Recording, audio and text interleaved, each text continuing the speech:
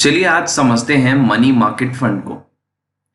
तो money market fund को समझने के लिए हमें सबसे पहले समझना पड़ेगा मनी मार्केट को और मनी मार्केट के अंदर आने वाले उसके इंस्ट्रूमेंट्स को। तो मनी मार्केट क्या है? मनी मार्केट एक फाइनेंशियल मार्केट का एक इंपॉर्टेंट पार्ट है। और फाइनेंशियल मार्केट अपने आप में बहुत ब्रॉडर कॉन्सेप्ट है, जिसके अंदर कैपिटल मार्केट भी आता है, कमोडिटी भी आता है, इंश्योरेंस भी आता है, डेरिवेटिव्स भी आता है, एसेट्रा। वहीं पे मनी मार्केट भी इसका एक पार्ट है। और यहां पर वो इंस्ट्रूमेंट्स रखे जाते हैं जिनकी मैच्योरिटी लेस देन 1 ईयर होती है, लेस देन 1 ईयर होती है। पार्टिसिपेंट्स की जहां तक मैं बात करूं तो इसके अंदर बैंक रहते हैं, फाइनेंशियल इंस्टीट्यूशंस रहते हैं बाकी, और आप कह सकते हैं कि इसके अंदर कॉर्पोरेट्स रहते हैं और इंस्टीट्यूशनल इन्वेस्टर्स भी इसके अंदर रोल प्ले करते हैं। और जहां तक रिटेल इन्वेस्टर्स की बात है तो रिटेल इन्वेस्टर यहां पर डेट म्यूचुअल फंड्स के रूट से इन्वेस्टमेंट करते हैं। तो मनी मार्केट के इंस्ट्रूमेंट्स कौन कौन से होते हैं? जैसे कि हमारा कमर्शियल पेपर हो गया, सर्टिफिकेट ऑफ डिपॉजिट्स हो गया, ट्रेजरी बिल्स हो गया, ट्राई पार्टी रेपोज हो गए। तो ये कुछ इंस्ट्रूमेंट्स हैं जो मनी मार्केट के लिंक्ड है। सबसे पहली चीज मैंने आपको बताई कि कमर्शियल पेपर्स क्या होते हैं। कमर्शियल पेपर वो होते हैं जो कंपनीज जो है इशू करती हैं, और सर्टिफिकेट डिपॉजिट्स वो होता है जो बैंक्स या फाइनेंशियल इंस्टीट्यूशंस जो है इशू करते हैं। Next is treasury bill. Treasury bill वो होता है जो गवर्नमेंट इशू करती है, ठीक है। तो ये इनमें अगर मैं सबसे सिक्योर बात करूं, सबसे सिक्योर कौन होंगे? तो सबसे सिक्योर जो होगा वो ट्रेजरी बिल्स होंगे, क्योंकि वो गवर्नमेंट ने इशू कर रखे हैं। या कि ट्राई पार्टी एग्रीमेंट्स आप कह सकते हैं, ट्राई पार्टी रेपोज आप कह सकते हैं, ट्रिप्स जिसको मैं बोलता हूं, वो क्या होता है? They are backed by government, तो वो भी अपने आप में काफी सिक्योर होते हैं। तो नेक्स्ट में उसी पार्ट पे आ रहा हूं कि इन इंस्ट्रूमेंट्स के बारे में जानने के बाद हमें इनकी कैरेक्टरिस्टिक्स भी समझनी बहुत जरूरी है। तो अगर मैं कैरेक्टरिस्टिक्स की बात करूं तो यहां पर सबसे इंपॉर्टेंट चीज है लिक्विडिटी। जितनी कम मेच्योरिटी रहती है उतनी हाई लिक्विडिटी रहती है। तो यहां पे जनरली लेस देन 1 ईयर का कॉन्सेप्ट है। तो मनी मार्केट के जितने भी अंदर प्रोडक्ट हम देखेंगे जो म्यूचुअल फंड हमें अलग अलग स्कीम्स के तौर पे हमें देता है, तो उन सब की ड्यूरेशन के हिसाब से ही उसकी जो है लिक्विडिटी डिफाइंड होती है। तो जितनी कम ड्यूरेशन उतनी ज्यादा लिक्विडिटी रहती है। अब बाजार में जाके उसको सेल कर सकते हैं, क्विकली वो सेल हो जाएगा। तो इसकी लिक्विडिटी मनी मार्केट के केस में, मनी मार्केट के इंस्ट्रूमेंट्स की लिक्विडिटी हाई रहती है। नेक्स्ट इज कि इसके अंदर यील्ड कैसी रहती है। सिंस इसकी मैच्योरिटी कम रहती है तो यहाँ पे कंपैरेटिवली यील्ड भी कम रहती है। तो यील्ड यहाँ पे इसलिए कम है क्योंकि इसकी ड्यूरेशन कम है, इसका मैच्योरिटी का टाइम कम है। नेक्स्ट इज इसका interest rate risk. Interest rate risk यहाँ पे कम रहता है as compare to long duration product, क्योंकि यहाँ ड्यूरेशन कम है, मैच्योरिटी जल्दी आ रही है, तो इस करके यहाँ पे इंटरेस्ट रेट रिस्क भी कंपेरेटिवली अगर मैं कंपेयर करूं लॉन्ग ड्यूरेशन से तो काफी कम रहता है। क्रेडिट रिस्क डिपेंड करता है कि उसको रेटिंग कैसी दी है रेटिंग एजेंसी ने, A1 A2, डेट डिपेंड्स। अगर मैं ट्रेजरी बिल की बात करूं, ट्राई पार्टी रेपोस की बात करूं, तो वहां पे रिस्क बिल्कुल नहीं होता। कमर्शियल पेपर पे डिपेंड करता है कि रेटिंग ने उसको क्या रेटिंग दे रखी है एजेंसी ने, तो उसके ऊपर वो उसका जो है क्रेडिट रिस्क डिपेंड करता है कि कितनी क्रेडिबिलिटी आती है उसकी।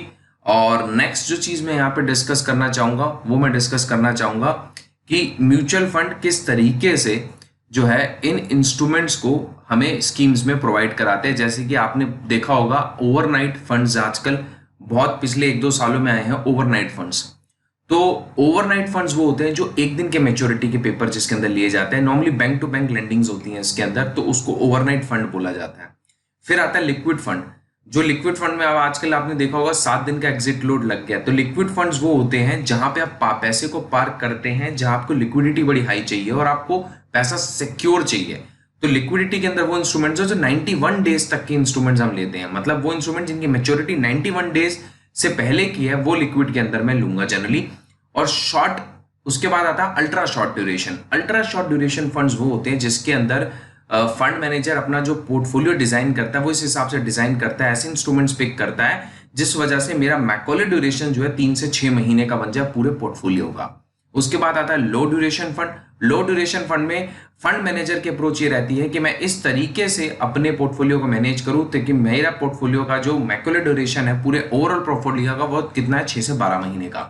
फिर आता है मनी मार्केट फंड। तो मनी मार्केट फंड, जैसे हमने मनी मार्केट को समझा, अब आते हैं मनी मार्केट फंड पे। वो मनी मार्केट फंड में वो इंस्ट्रूमेंट्स होते हैं जिनका कितना होता है, इंस्ट्रूमेंट्स का maturity period up to 1 year तक होता है, मतलब 1 साल तक के मैच्योरिटी पीरियड वाले यहाँ पे आते हैं। तो ये था अलग अलग कि मनी मार्केट के अंदर से हमने देखा कि किस तरीके से overnight fund, liquid fund, ultra short, low duration and money market निकला। किसमें से? मनी मार्केट में से।